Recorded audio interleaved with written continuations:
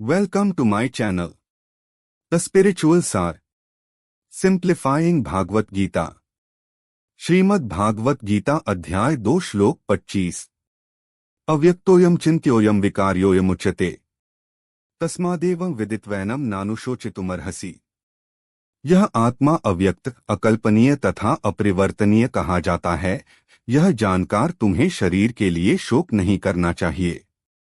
जैसा कि पहले कहा जा चुका है, आत्मा इतना सूक्ष्म है कि इसे सर्वाधिक शक्तिशाली सूक्ष्मदर्शी यंत्र से भी नहीं देखा जा सकता। अतः यह अदृश्य है। जहाँ तक आत्मा के अस्तित्व का संबंध है, श्रुति के प्रमाण के अतिरिक्त अन्य किसी प्रयोग द्वारा इसके अस्तित्व को सिद्ध नहीं किया जा सकता। हमें इस सत्य को स्वीकार करना पड़ता है, क्योंकि अनुभवगम्य सत्य होते हुए भी आत्मा के अस्तित्व को समझने के लिए कोई अन्य साधन नहीं है। हमें अनेक बातें केवल उच्च प्रमाणों के आधार पर माननी पड़ती है।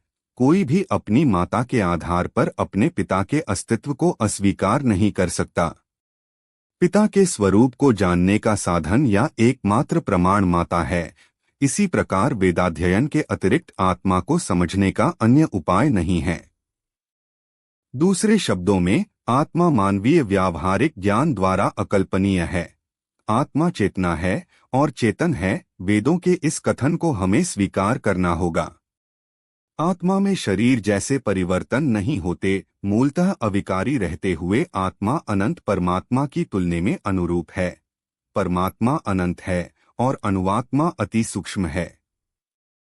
अतः अति सूक्ष्म आत्मा अविकारी होने के कारण अनंत आत्मा भगवान के तुल्य नहीं हो सकता। यही भाव वेदों में भिन्न भिन्न प्रकार से आत्मा के स्थायित्व की पुष्टि करने के लिए दोहराया गया है।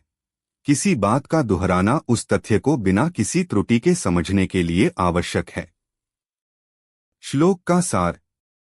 इंद्रियों से परे इंद्रियों के विषय हैं। इंद्रियों के विषय से सूक्ष्म मन, मन से परे बुद्धि और बुद्धि से सूक्ष्म आत्मा है। हमारी लौकिक बुद्धि केवल सांसारिक विषयों को समझबूझ सकती है, लेकिन अपनी चिंतन शक्ति से दिव्य आत्मा तक नहीं पहुंच सकती। अतः आत्मा को जानने के लिए आंतरिक ज्ञान आवश्यक है, जो केवल धर्म ग्रंथों और गुरु द्वारा सुलभ है। अगर आप इसी प्रकार श्रीमद् भगवत गीता सुनना चाहते हैं तो please like, share, subscribe, also comment.